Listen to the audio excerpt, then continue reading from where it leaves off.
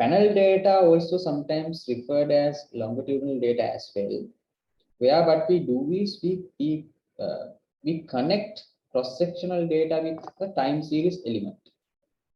Time series element is where you collect data across the time. For example, you collect data. If you take a company, you collect the company data. Let's say profit of a company, profitability of a company. We are collecting it over 10 years. So that becomes a time series data, because now if you put it into the two-dimensional graph, X and Y graph, so Y becomes the profitability, X becomes the time series, X becomes the time, that is the year, and Y becomes the profitability. So what we do is actually we draw a graph against profitability over the time period. So that is what you call a time series data. So if you combine time series data with cross-sectional data, then you have panel data. Now, if I take the same example, if you have collected profitability of a one company over 10 years, then if you collect the data for profitability of another company for 10 years and another company, so there are three companies, and data have been collected for 10 years. So altogether 3 into 10, that means the total observation would be equal to 30.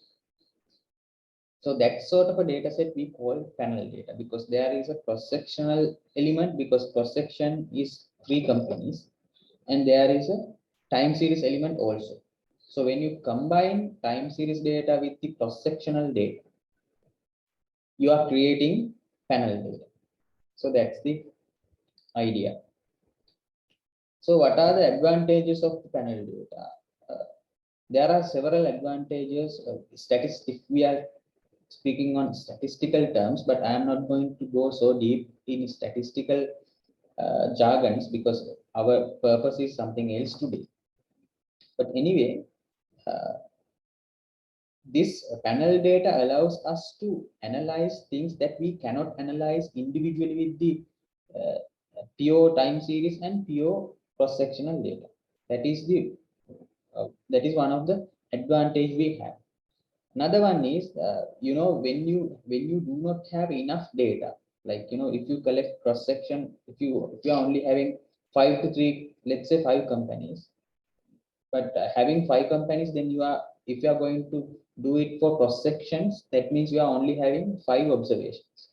If you connect that with time series, like if you collect data over another 10 years, so 5 into 10, so that means you are having good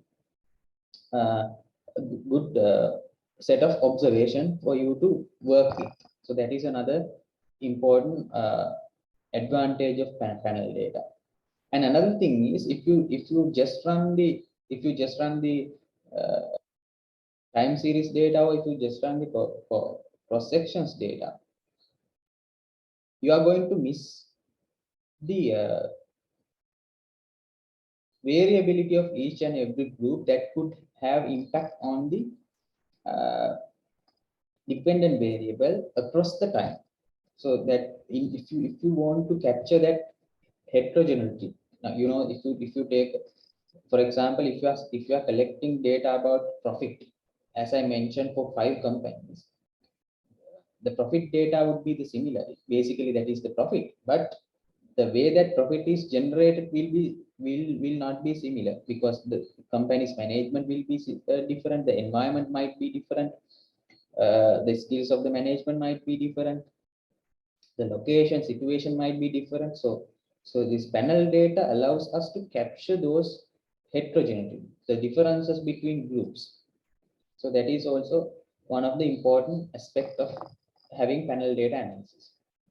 Now, if you take a look at this particular graph, you can see how panel data is created. There are two groups from a panel. So we have starting from Y, this is Y, and Y1 is a one group, Y2 is another group. So we have observation for Y1 and Y2 in 1994, 1990, 1949, 1954. So let's say these are several years, these dots. You can see for all the two groups, Y and Y1 and Y2, we are having observation like this, several observation for each and every year. I hope you understand this. So you can see this two-dimensional graph. So we have put all these uh, observation against number of years, and we have values coming up here. So this sort of represents the panel data. This is a two-group panel data. So there are two groups, and over, let's say, 1, 2, 3, 4, 5, 6, 7, 8, 9, 10, 11, 12, and 13 years. So that is the set of panel data we have here. So this is another example of panel data. How do you collect your panel data? This is very important, so that we can use the same set of data to analyze the uh, effects using EViews. So you can see, if you take a look at on here, uh, you can see, so the first column is here. You can see it's company data. So I have here one company, that is Abans, ACL, and Econ. So these are the codings that I have given to these companies. And from Abans, I have collected data uh,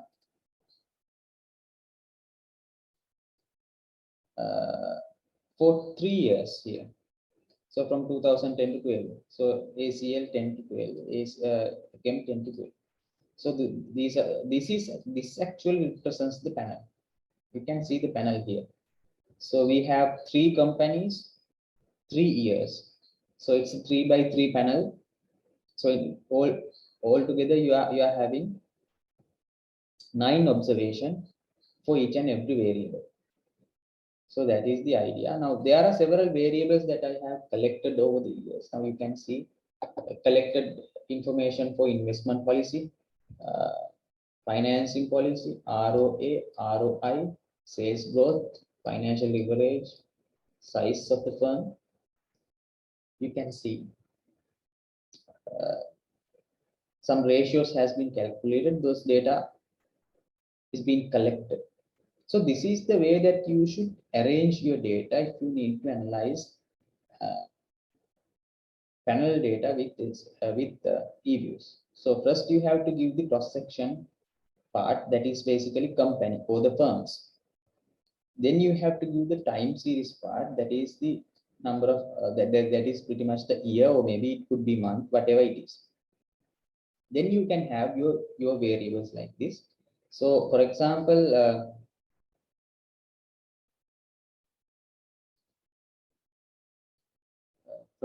now if you take this particular value 0.8, that means investment policy measurement of Aban's company in the year 2010.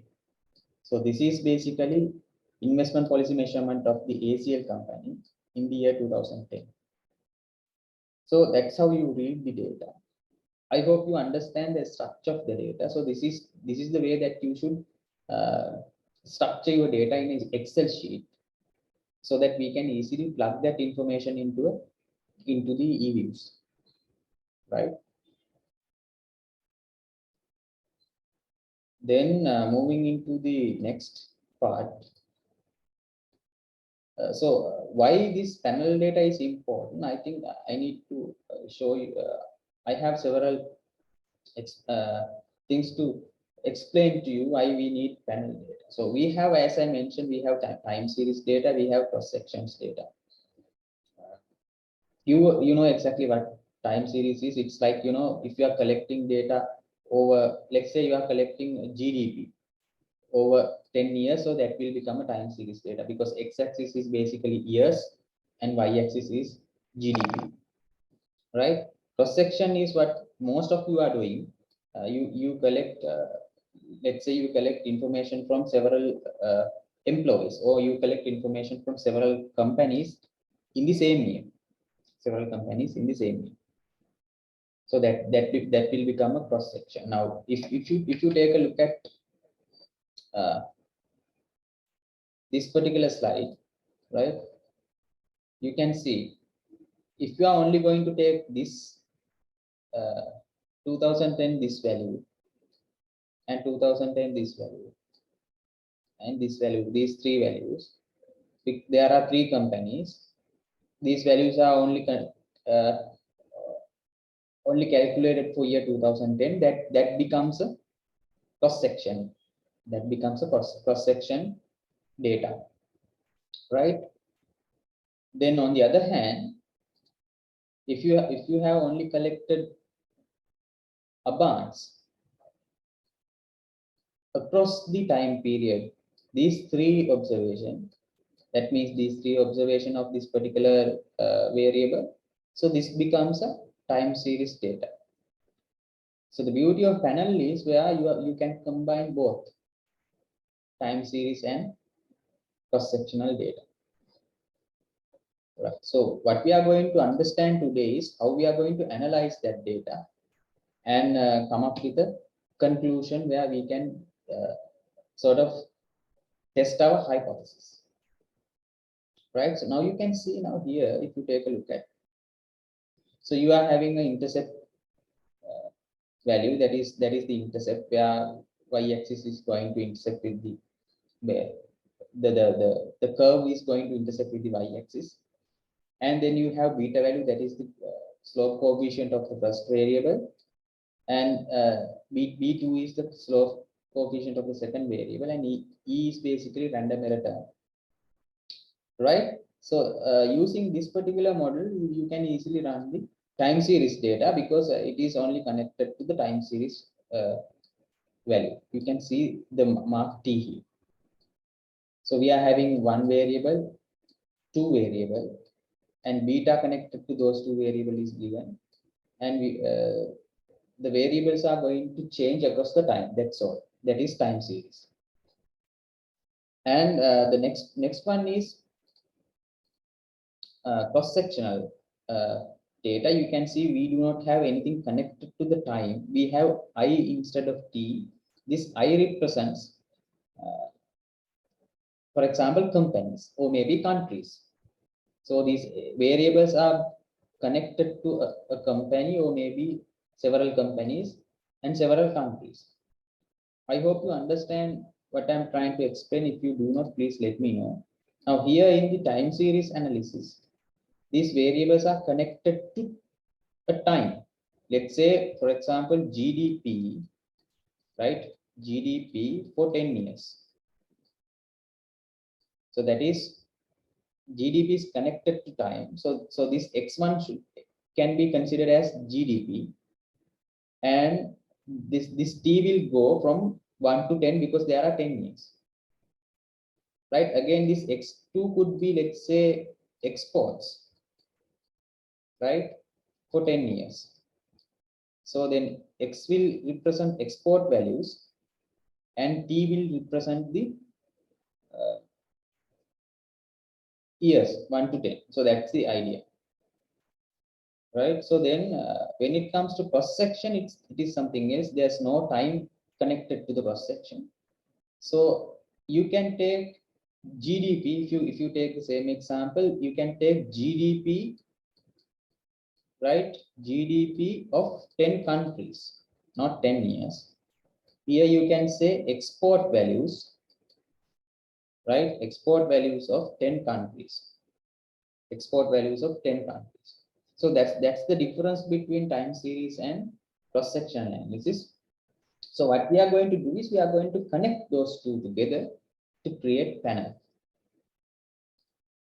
Right? So that's the idea. So how we are going to analyze the data? You can use normal OLS estimation. That is basically a multiple regression analysis. This is what most of you are doing when it comes to the time series analysis or cross-sectional analysis, as I mentioned, you can use this particular formula. You can use SPSS if you want to run this. Even this also you can run using SPSS. But the combination of both these two, we cannot use SPSS. We have to use some other software. So even we can use this sort of a analysis also, where we can calculate the between group cross sections, right? Between group cross sections, where you are getting the average of each and every company, right? Let me explain one by one what are the advantages and disadvantages of each and every method that we are discussing here. Now, in order to run your data set, like for example, let's say, let me go back to the data set again. Now, this is the data set I have. So what I'm going to do here is I'm going to regress against ROA, this investment policy and financing policy, right? So I want to test whether ROA can be predicted using investment policy and financing policy of these companies, right? So that can be achieved purely using time series data or purely using cross-sectional data. So let me explain. Now, if you are going to only use time series data, that means you only have this value. You only have these years that is connected to these three values of these variables. And when it comes to finance, financing policy, this one, and your dependent variable would be ROA. So you are going to regress against ROA with having independent variables of IP, that is investment policy and financing policy, against the time period. So that is a time series analysis. So we are going to find out whether there is a relationship between these criteria, or let's say these variables, to be precise. So you are only having, like, three observation here, because you are only collecting data from 3 years. So what you will have to do is you will have to do three separate time series analysis to understand the relationship between these three companies. Even though you run three different regression 1, regression 2, regression 3, because you have three sets of companies, because you have three levels when it comes to cross section, three companies, and there are 3 years. So you have to run three separate regressions to do this. If you are going to run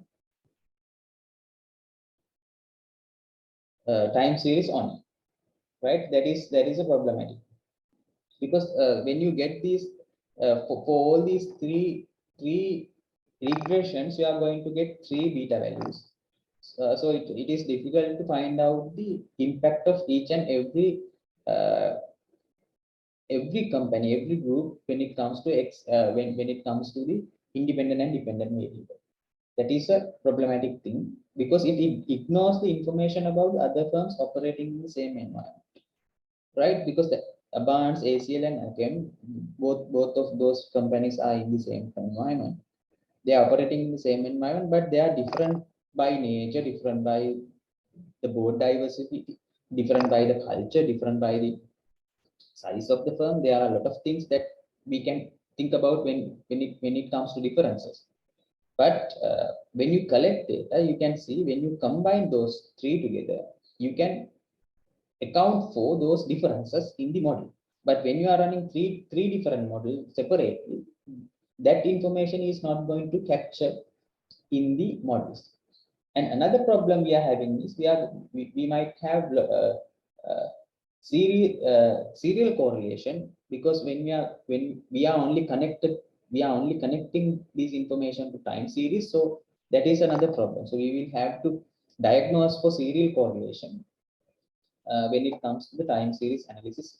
uh, Particularly, I am not going to discuss much about this technical point, because those will take time, and that is not our even objective. Our objective is actually to find out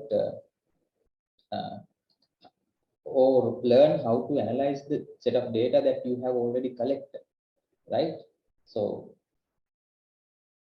that is where we should look at. So I'm not going to go so deep in statistical terms, but just to give you understanding. Now, if you run it using time series regression, this is what happens. Or if you run it using only cross sectional, what would happen is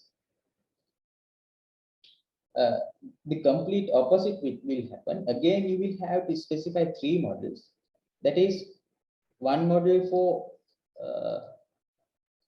1 year, like Abans 2010, ACL 2010, as I mentioned earlier, ACAM 2010. That is one model. Then you have to go for another model, that is Abans 2011, ACL 2011, and ACAM 2011. Combining those three.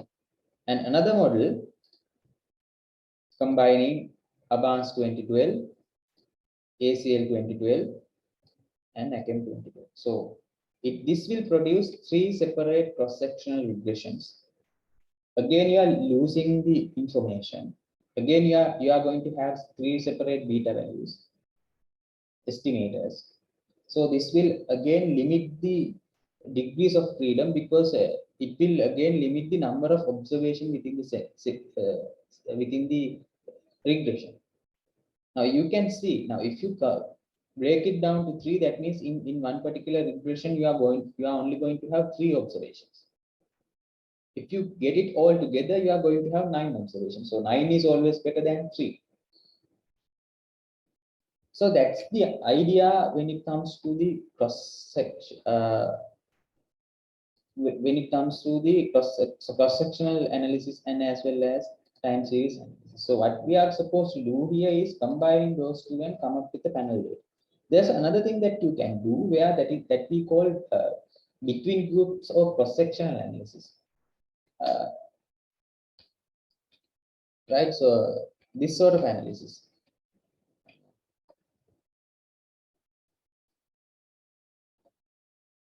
You can see this sort of analysis. So where you can see I have taken the X bar. The difference between X bar and X is basically X bar means we have taken the average, right? So average in the sense, now what we have done here is just running a cross-sectional data, set of data. Just running the cross-sectional set of data, instead of getting these three, what we have done here is we are getting the average of these three. So one value, that is average value, average of these three as the Abans value. And again, average of these three as the ACL value. Average. Average of these three as the ACAM value. So you are getting, again, you are only getting three values. So just a cross-sectional regression, same thing. Just only taking average values, right? So the difference between you can see here the difference between cross section and between group cross section is basically, now this is cross section. This is between group cross section. The difference is only I have here taken X bars in the sense average or mean values. Here I have taken the exact observation. That's the difference. This is the error term. This is the error term. But that's how you are going to calculate it. There's no difference here. So these three models, when it comes to panel, not good. So we are not going to use these three models, first three models. Instead, we are going to use panel. So in the panel data, what we do is it accounts for T and I both, time and cross section both. Now here only in the time series, you have only time, and cross section you have only I. I means cross section. Let's say firms or number of companies. T means number of years. Now here, the x1 is the variable. Let's say this is let's say current ratio. If this is the current ratio, x means then you are collecting the current ratio of 10 companies across 10 years. That means you are having observation of 100. So you are having 100 observations, 10 companies, 10 years. So that's the idea. So when you collect all the things together, then you have a separate random error term. But this random error term is very important because when we discuss about next deviation of the panel data regression, we need to understand what exactly this random error term. But don't worry, I am not going to discuss much about these statistical jargons, just to give you sort of understand. So panel data regression, why panel data? Because this should be corrected, it should be panel. The panel data related to individual firms, states, countries over time, and there is a heterogeneity. Heterogeneity in the sense there is a difference between the features of those countries, those firms due to different reasons. So if we need to analyze those differences, or if we need to take into account those differences in the model, we need to go for panel data. So as I mentioned earlier, panel data, by combining cross-sectional observations and as well as uh, uh, with the time series data, it sort of uh, reduce the problems of collinearity among the variables. So that is also one of the good thing that we can understand. That take it as an advantage of panel. And another thing, as I mentioned earlier, the panel data can better detect the measures effects by that simply cannot observe by pure cross-sectional as well as pure time series. That is also one of the advantage. And the last one, by making data available for several thousand units, like with if you combine cross-section and panel data together, it will create a bigger data set. So that will give us a better output without biases. So that's the idea. So when it comes to panel data,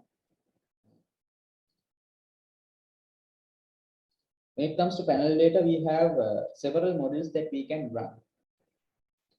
So here we have panel data analysis. These are the basic three models that you can run when it comes to panel data analysis, right?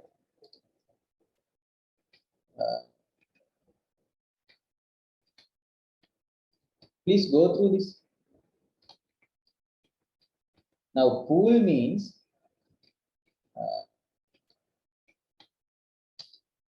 you are taking it as it is, just the panel, just taking the panels without accounting for the differences in the groups, without accounting for differences in the groups. So